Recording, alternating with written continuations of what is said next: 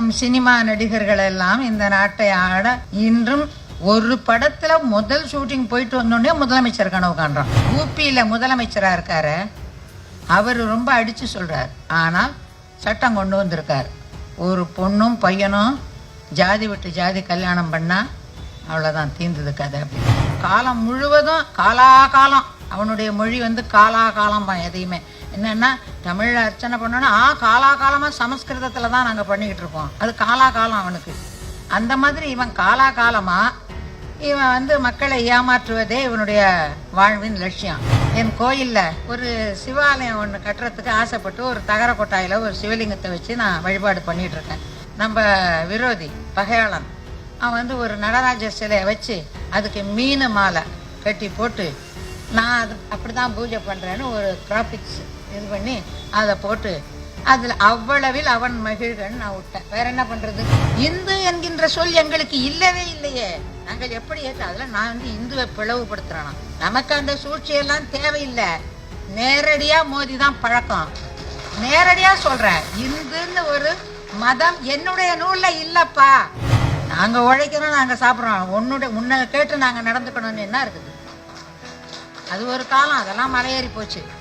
இப்போ அதெல்லாம் எடுத்து பேச ஆரம்பிக்கும் போது அவனுக்கு கொதிக்குது, அவனால தாங்க முடியல. எந்தெந்த வடிவத்திலேயோ நம்ம என்னென்னவோ செய்ய பார்க்குறான். 75 வயசு ஆகுது, என்னென்னவோ பேசிக்கிட்டு கிடக்குறான். பேசுடா. ஒரு பொம்பளை ரவுடி ஒருத்தி இருக்கா ஆர்எஸ்எஸ்ல, பிரக்யா, முண்டாசெல்லாம் கட்டியிருப்பான். பிராமணன் என்று சொன்னால் பிராமணனுக்கு கோபம் வரவில்லை, க்ஷத்திரியன் என்று சொன்னால் க்ஷத்திரியனுக்கு கோபம் வரவில்லை, வைசியன் என்று சொன்னால் வைசியனுக்கு கோபம் வரவில்லை, சூத்திரன் என்று சொன்னால் மட்டும் ஏன் சூத்திரனுக்கு கோபம் வரும்? எவ்வளவு திமிர் இருக்கணும்!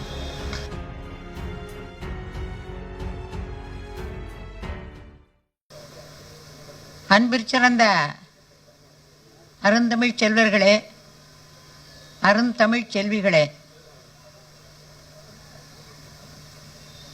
மேடையில் வீற்றிருக்கின்ற அரசியல் மற்றும் சமூக அறிஞர்களே, இயக்கத்தின் தலைவர் அவர்களே, ஜனதா கட்சி ஜனதா தளம் என்கின்ற அந்த களத்தில் நானும் ஐயா பழ கருப்பையா அவர்களுடன் பணியாற்றியிருக்கின்றேன். அந்த காலகட்டத்தை நினைக்கின்ற போது மீண்டும் இப்படி ஒரு புரட்சிகரமான மேடையில் நாங்கள் சந்திப்போம் என்று நான் நினைக்கவில்லை. இதை இறைவன் திருவருளாக எண்ணி மகிழ்ச்சி அடைகின்றேன். எனக்கு முன்பாக பேசிய அருமை சகோதரி கீதா சாருசிவம் அவர்களுடைய பேச்சு உண்மையில் அவர் சொன்னது என் மனதில் உள்ள அத்துணையும். அதாவது ஆரிய கொடுங்கோலர்களால் கொடுமைப்படுத்தப்பட்ட ஒரு இனத்தில் ஜாதியில் நான் பிறக்கவில்லை என்றார்கள். அதே தான் நானும் சொல்ல வேண்டியிருக்கிறது. அதாவது தென்பகுதியில் சென்று கேட்டீர்களே ஆனால் ஒன்றரை பார்ப்பான்னு ஒரு ஜாதியை சொல்லுவாங்க. பாப்பான்னா ஒரு ஜாதி, பாப்பானுக்கு மேலே ஒரு படி போனான்னா அவன் ஒன்றரை ஜாதி, ஒன்றரை பாப்பான்னு பேர். அந்த ஜாதியில் தான் அடியனும் பிறந்திருக்கிறேன். இருப்பினும் சமுதாய கொடுமைகளை சீரான கண்களோடு பார்க்க இறைவன் அருள் செய்தது நான் செய்த பெரும் பேறு.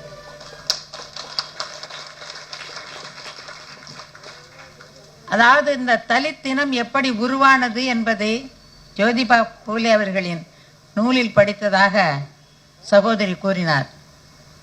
அப்படித்தான் தமிழில் ஒரு நூல் நான் படித்தேன். தமிழகத்தை பொறுத்தவரையில் 5000 ஆண்டுகளுக்கு முன்னால் முசுகுந்த சோழன் என்று ஒரு சோழன் ஆண்டதாகவும், அவன்தான் இங்கே தமிழகத்தில் இந்த ஆரிய கொடுங்கோலர்களை கொண்டு வந்து இறக்கினான் என்றும் அந்த நூலில் படித்தேன். அப்படி இந்த முசுகுந்தன் இமயமலை சாரலுக்கு சென்றபோது அவன் என்ன தமிழனோ, குரங்கு முகம், அவனை பற்றி விஷ்ணு புராணத்தில் மிகவும் கேவலமாக எழுதப்பட்டிருக்கிறது. இப்படி பார்ப்பனர்களால் கேவலமாக எழுதப்பட்டாலும் அதையே பெருமையாக கொண்ட அறிவிலி.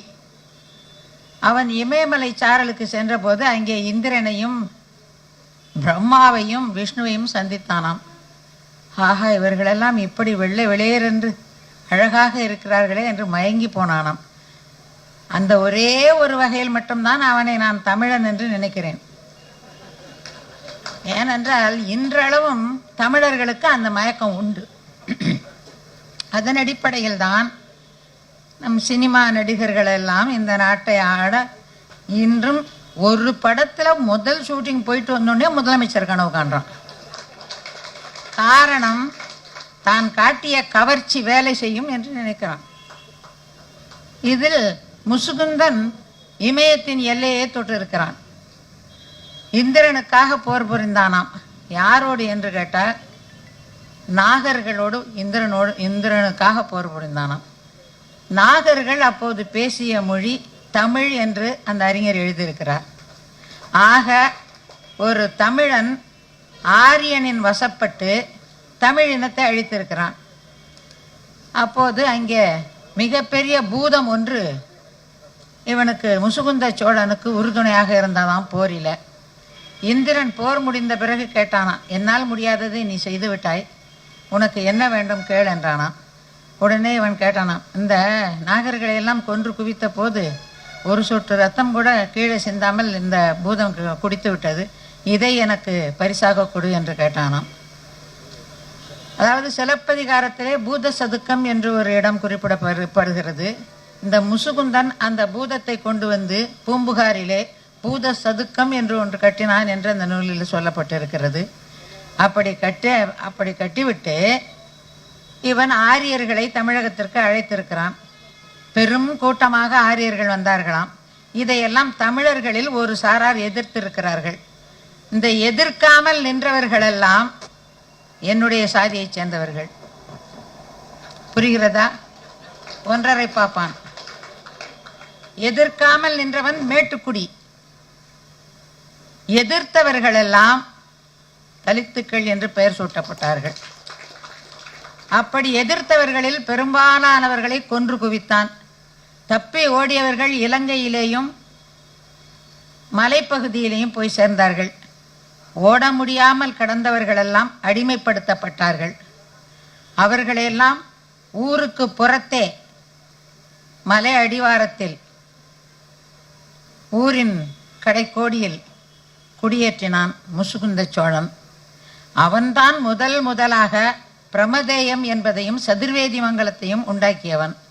அதன் பிறகு வந்த பல்லவர்கள் அதை நிலைப்படுத்தினார்கள். இதை புரிந்து கொள்ளாமல் இந்த சரித்திர ஆராய்ச்சிகளை எல்லாம் செய்யாமல் தமிழர்களுக்குள்ளேயே மோதிக்கொண்டிருக்கிறார்கள். வருந்தத்தக்க ஒரு நிலை. அது ஒரு புறம் இருக்கட்டும். இந்த மனு ஸ்மிருதியை பற்றி சகோதரி அவர்கள் தெளிவாக சொன்னார்கள். அண்ணல் அம்பேத்கர் அவர்கள் சட்டத்தை எல்லா மனிதர்களுக்கும் நன்மை புரிய வேண்டும் என்ற சிந்தனையோடு வகுத்தார்கள். அவர்கள் மனதிலே கள்ளம் கபடம் கிடையாது, சூதுவாது கிடையாது. அடியேனை பொறுத்தவரையில் இந்த இந்திய நாட்டு அரசியல்வாதிகளிலேயே எனக்கு பிடித்தமான, என் மதிப்பை பெற்ற, என் மரியாதை பெற்ற தலைவர்கள் என்று நான் சொல்லுகின்ற பெரியவர்கள் இரண்டே பேர். ஒன்று அண்ணல் அம்பேத்கர், இன்னொருவர் பெருந்தலைவர் காமராஜ் அவர்கள். என்னை பொறுத்தவரையில் நான் மிக சிறுமி, படிப்பும் அவ்வளவாக கிடையாது. சும்மா ஒரு 4000 புக்கு படிச்சிருக்கேன், அவ்வளோதான், வேற ஒன்றும் தெரியாது. அதாவது எள்ளு முனையத்தனையும் சுயநலமில்லாமல் வாழ்ந்த 2 அரசியல் பெருந்தலைவர்கள் அவர்கள் இருவர்தான். இது நாம் செய்த கொடிய பாவங்களுக்கு இடையே செய்த சிறு புண்ணியம். அந்த தலைவர் அண்ணல் அம்பேத்கர் அவர்கள் சட்டத்தை வகுத்தது எல்லா மனிதர்களுக்கும் நன்மை புரிய வேண்டும் என்பதற்காக.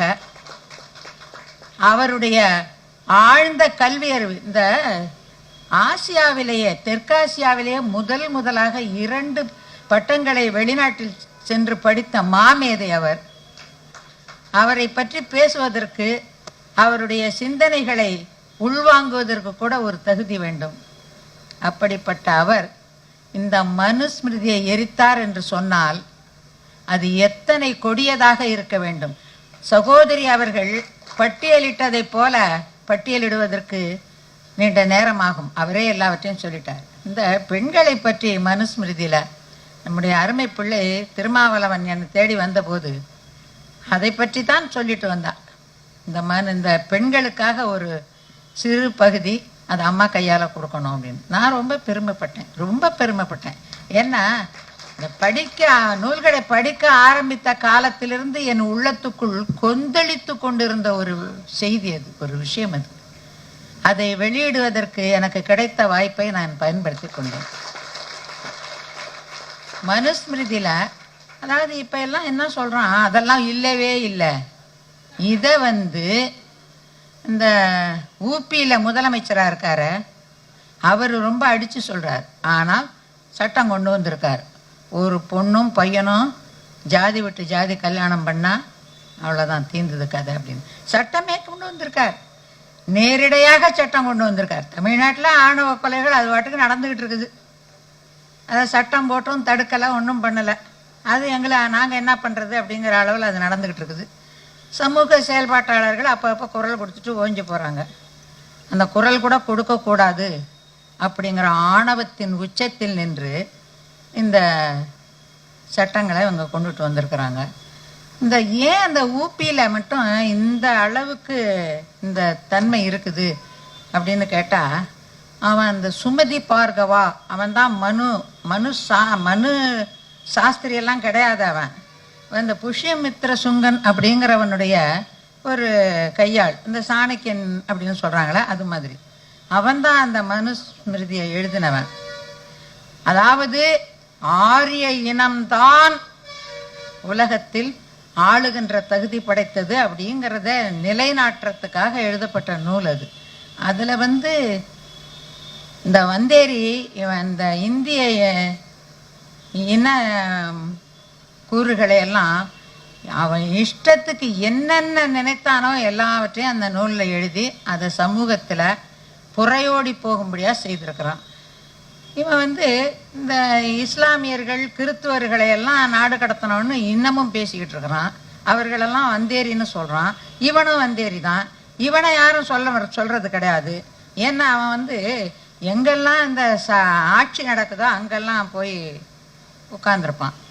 அந்த காலத்தில் மன்னர்கள் அருகாமையிலலாம் அவன் தான் இருப்பான், ராஜகுரு அப்படிங்கிற பேரில்.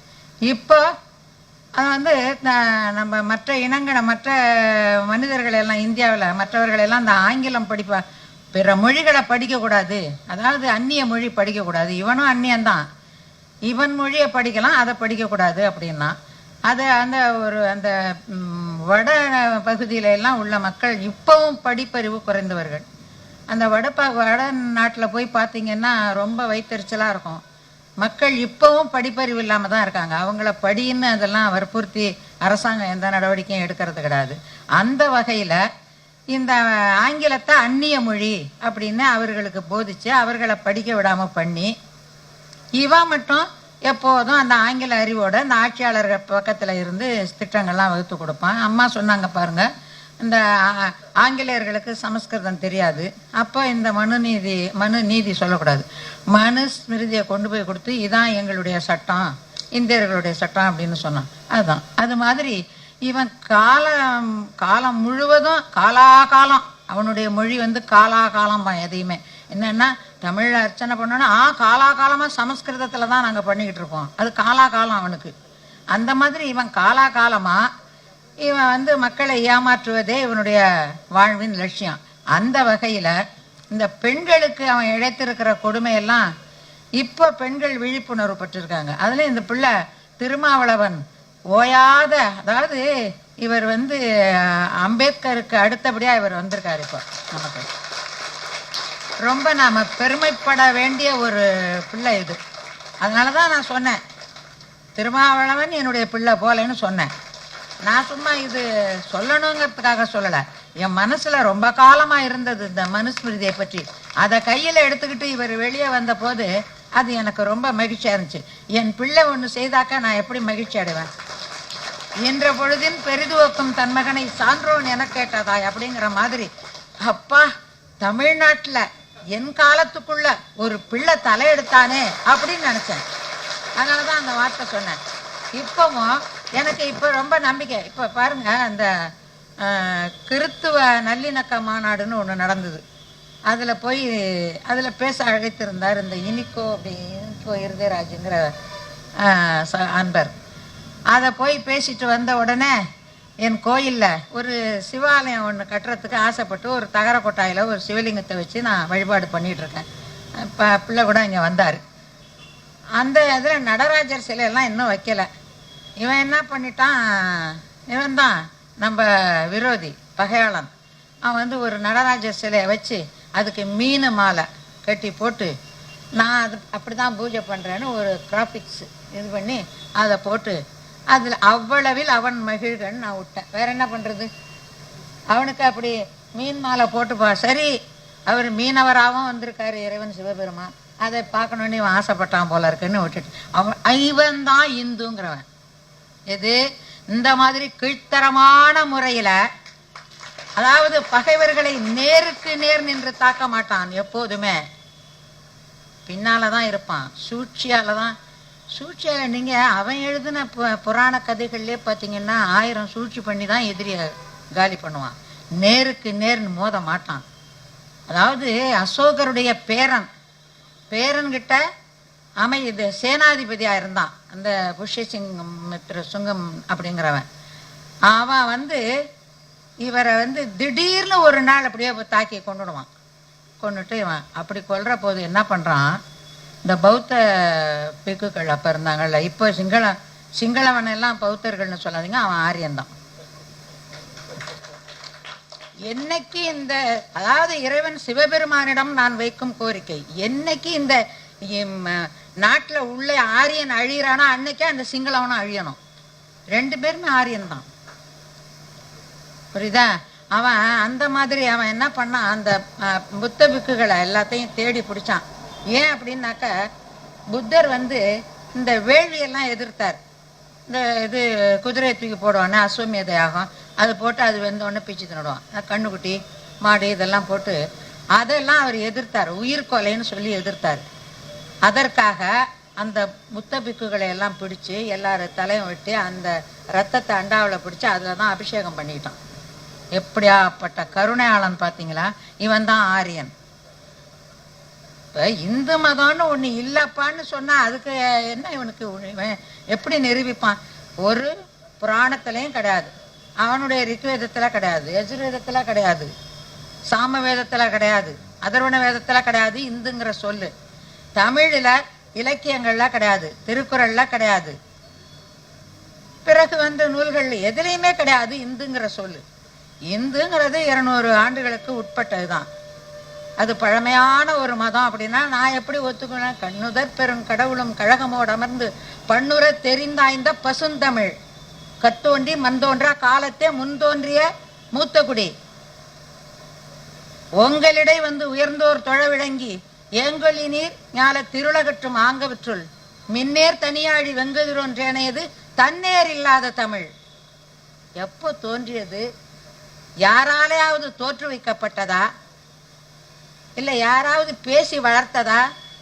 கண்ணுதற் பெரும் கடவுளும் கழகமோடு அமர்ந்து இறைவன் சிவபெருமான் வளர்த்த ஒரே மொழி தமிழ். அதனால தான் என்னுடைய கருத்து, தமிழ் எங்கெல்லாம் பேசப்படுகிறதோ, யாரெல்லாம் பேசுகிறார்களோ அவர்களெல்லாம் சைவர்கள். அவர்கள் எதை வேணா சாப்பிடட்டும், அதை பற்றி சைவனாகிய சிவன் வளர்த்த தமிழ் என்பதால் அந்த தமிழ் பேசுகின்ற அத்துணை பேரையும் நான் சைவர்களாக கருதுகின்றேன். அப்படி இருக்கும்போது இந்து என்கின்ற சொல் எங்களுக்கு இல்லவே இல்லையே, நாங்கள் எப்படி ஏற்ற? அதில் நான் இந்துவை பிளவுபடுத்துறானா? நமக்கு அந்த சூழ்ச்சியெல்லாம் தேவையில்லை, நேரடியா மோதிதான் பழக்கம். நேரடியா சொல்றேன், இந்துன்னு ஒரு மதம் என்னுடைய நூல்ல இல்லப்பா, நான் படித்த நூல்கள்ல இல்லப்பா. எதுக்கு நான் எப்படியா நீ உன்னுடைய கட்டாயத்துக்கு நான் நீ மனுஸ்மிருதியை வச்சு ஒரு சட்டம் அமைச்சா அதை நான் ஏத்துக்கணுமா? ஏற்றுக்கொள்ளவே முடியாது. நான் சைவ சமயம், அதுவும் சைவம் மதமும் கிடையாது, அது சமயம். சமயம் என்றால் பக்குவப்பட்டது, சமைக்கப்பட்டது. இப்போ சமையல்லாம் ஆயிடுச்சு, சாப்பிடலாம். ஒன்றும் சமைஞ்சிடுச்சு, கல்யாணத்துக்கு ஏற்பாடு பண்ணணும். சமயம் என்றால் பக்குவப்பட்டது. பக்குவப்பட்ட சைவ சமயம் எம்முடையது. இந்த இந்து இதெல்லாம் எங்களுக்கு தெரியாது, எங்ககிட்ட இல்லை. அது கொஞ்சம் ஏதாவது காட்டு எங்களுக்கு, எங்களுடைய நூல்ல இருந்து எங்களுக்கு ஆதாரத்தை காட்டு. சான்று இல்லாமல் நான் பேசுவது அத்தனையுமே சங்க பணுவல்களின் அடிப்படையில் உள்ள சான்றுகளை வைத்து தான் பேசணும். உன்னுடைய கதையெல்லாம் நான் எடுத்துக்கணும்னு எனக்கு அவசியம் கிடையாது. நாங்கள் உழைக்கிறோம், நாங்கள் சாப்பிட்றோம். உன்னை கேட்டு நாங்கள் நடந்துக்கணும்னு என்ன இருக்குது? அது ஒரு காலம், அதெல்லாம் மலையேறி போச்சு. இப்போ அதெல்லாம் எடுத்து பேச ஆரம்பிக்கும் போது அவனுக்கு கொதிக்குது, அவனால் தாங்க முடியலை. எந்தெந்த வடிவத்திலேயோ நம்ம என்னென்னவோ செய்ய பார்க்குறான். 75 வயசு ஆகுது, என்னென்னவோ பேசிக்கிட்டு கிடக்குறான். பேசுடா, இறைவன் என்று ஒருவர் இருக்கிறார், உனக்கு என்ன கொடுக்கணுமோ கொடுப்பார். அவ்வளோதான் நான் என்னுடைய கதை, வேற ஒன்றுமே நான் பேசுறதுக்கு இல்லை. அதே போல் இந்த வெண்மணியை பற்றி வீர வணக்க நாள் என்றார்கள். நான் பிறந்த தஞ்சை மாவட்டம், அங்கே நடந்த மிக பெரும் கொடுமை, அதாவது மனு ஸ்மிருதிங்கிறது 7000 ஆண்டுகளுக்கு முன்னால் இருந்தே நம்முடைய உடம்புல ஊறி போச்சு. நம்முடைய உடம்புலேயே ஊறி போயிருக்கு. ஒரு பொம்பளை ரவுடி ஒருத்தி இருக்கா ஆர்எஸ்எஸ்ல, பிரக்யா, முண்டாசெல்லாம் கட்டியிருப்பா. பிரக்யா அது வேற சொல்லணுமா? அவ ஒரு இடத்துல பேசுறா, பிராமணன் என்று சொன்னால் பிராமணனுக்கு கோபம் வரவில்லை, சத்திரியன் என்று சொன்னால் சத்திரியனுக்கு கோபம் வரவில்லை, வைசியன் என்று சொன்னால் வைசியனுக்கு கோபம் வரவில்லை, சூத்திரன் என்று சொன்னால் மட்டும் ஏன் சூத்திரனுக்கு கோபம்? எவ்வளவு திமிர் இருக்கணும்! இன்னும் எந்த ஒரு எகத்தாளத்தில் இருக்குது. சூத்திரன்னு இவ சொல்லுவாளாம். சூத்திரன் யாரு? சூத்திரன் இவ தான் சூத்திரச்சி. கெட்டது பூரா இவங்க கிட்ட தான் இருக்குதே, கேடு கெட்ட நடத்த பூரா இவங்க கிட்ட தான் இருக்குது. யாரு சூத்திரன்? அது கூட தமிழில் அதனுடைய அர்த்தம் என்ன தெரியுமா? நம்ம மக்கள் தான் அதை புரிஞ்சுக்காம தப்பு பண்ணிட்டாங்க. சூழ்திறன் படைத்தவன் இவன். சூழ்திறன், பல திறன்களை உடையவன். சூழ்திறன் அத அவன் போட்டான் சூத்திரம்னு. உடனே அதை இவங்க அவன் காலில் சொன்னான். ஏன் நீங்க ஏத்துக்கிட்டீங்க? அதை காலில் இருந்து பிறந்தவன், தொடையில இருந்து பிறந்தவன் நான், நீங்க அதை ஏன் ஏத்துக்கிட்டீங்க? ஏத்துக்கிட்டதுனால தான். நாங்க இல்லடா நீ தாண்டான்னு சொல்லியிருக்கணும். அப்ப நம்ம மக்களுக்கு இந்த அடாவடித்தனமும் தெரியாது, சூழ்ச்சியும் தெரியாது. சூழ்திறன், பல திறன்கள் தெரியுமே தவிர சூழ்ச்சி எல்லாம் தெரியாது. இன்னைக்கும் அந்த வார்த்தையை அவங்க உபயோகப்படுத்துறாங்க அப்படின்னா, இன்றைக்கும் அவர்களுடைய உள்ளத்துல மனு சாஸ்திரம் முழுக்க முழுக்க குடிகொண்டு இருக்கிறது. உடம்பெல்லாம் விஷம். இந்த விஷத்தை எல்லாம் இறக்கணும் அப்படின்னு சொன்னா நாம் முதல்ல கடைபிடிக்க வேண்டுவது ஒற்றுமை தான். நமக்குள்ள ஜாதிங்கிறதே கிடையாது. சைவனுக்கு ஜாதி இல்லை, தமிழனுக்கு மதம் இல்லை. இதுதான் நம்முடைய மறைமொழி. தமிழனுக்கு மதம் இல்லை, சைவனுக்கு ஜாதி இல்லை. இதை உணர்ந்துட்டோம்னா நாம எல்லாம் ஒற்றுமையா இருக்கணும். ஒற்றுமை ஆயிட்டோம் அப்படின்னு சொன்னா நம்மை அவர்களால் எதுவுமே செய்ய முடியாது. சட்ட எரிப்பு அப்படிங்கிறது எப்போவோ உரிமை பெற்ற ஒன்று. இப்போ இந்த மனு சாத்திரத்தை நான் கூட சொன்னேன் முன்ன, இந்த பிள்ளை கோயிலுக்கு வந்திருக்கையில, எங்கே கண்டாலும் அந்த நூலை எரிச்சிடுங்கன்னு. அதில் ஒரு பெரிய தப்பு இருக்குது. எல்லாத்தையும் நகல் எடுத்துக்கணும், அப்புறம் தான் எரிக்கணும். சும்மா எரிச்சுக்கிட்டோம் அப்படின்னா நமக்கு ஆதாரம் இல்லாமல் போயிடும். அதனால் அந்த மாதிரி எதுவும் தப்பு கிடச்சிதுன்னா நகல் எடுத்துக்கிட்டு அப்புறமா அந்த வேலையை செய்யலாம். அதனால் அதாவது இந்த கீழ்வெண்மணி கிராமத்தில் அந்த ஜாதி வெறி, அந்த மனு ஸ்மிருதியினுடைய வெறி எப்படி தலைவிரித்து ஆடியது பார்த்தேன். பச்சை குழந்தை அதை தூக்கி நெருப்புல எரிஞ்சான். ஐயா தாய் அந்த குழந்தையாவது பிழைச்சிக்கிட்டோன்னு வெளியே தூக்கி எறிஞ்சா, இவன் அதை தூக்கி அந்த நெருப்புல. அப்போ அவன் மனிதன், அவன் பேய். இந்த மனுவை எவனெல்லாம் உடம்புல ஏத்திக்கிட்டு இருக்கானோ அவன்லாம் பேய். அந்த பேய்த்தன்மையை கிராமப்புறங்கள்ல எல்லாம் ஒரு ஆணி அடிச்சு அவன் முடிய பிடுங்கி ஒரு ஆணி அடிச்சு பச்சை மரத்தில் அடிப்பாங்க. அது மாதிரி இவனிடம் புதைந்து கிடக்கின்ற மனு என்கின்ற பேய் எவனா இருந்தாலும் சரி, அவனை கண்ட இடத்துல அவனுக்கு அந்த பேயை ஓட்டியே ஆகணும். அதற்கு நாம் ஒற்றுமையாக இருக்க வேண்டும். முதல்ல அம்பேத்கர் அண்ணல் அம்பேத்கர் சொன்ன ஒரு விஷயம், படிங்கன்னாரு, படிக்க சொன்னார். நாம் மக்களை படிக்க சொல்லுங்கள். அதுவும் அம்பேத்கருடைய வாழ்க்கை வரலாற்றை படிக்க சொல்லுங்க. அவரை எவ்வளவு கஷ்டத்துக்கு இவனுங்க ஆளாக்கி இருக்கிறானுங்கிறத படித்தாலே நமக்கு உணர்வு ஏற்படும். முதல்ல படிக்கணும். ரெண்டாவது, நாம் யார் என்பதை நாம் ஒவ்வொரு செயலின் மூலமாகவும் அவர்களுக்கு காட்ட வேண்டும். அவர்கள் எது சொன்னாலும் நமக்கு பாதகமா சாதகமா என்கிற ஆழ்ந்த சிந்தனை நமக்கு வேண்டும். அதில் எப்படியும் நமக்கு பாதகமான கருத்துக்கள் இருக்கும். அந்த கருத்துக்களை அடையாளம் கண்டு எதிர்க்க வேண்டும். இதுதான் நான் செய்ய வேண்டிய கடமை. எனக்கு இதுவரையிலும் பேசுறதுக்கு வாய்ப்பு கொடுத்த நண்பர்களுக்கு நன்றி கூறுகிறேன்.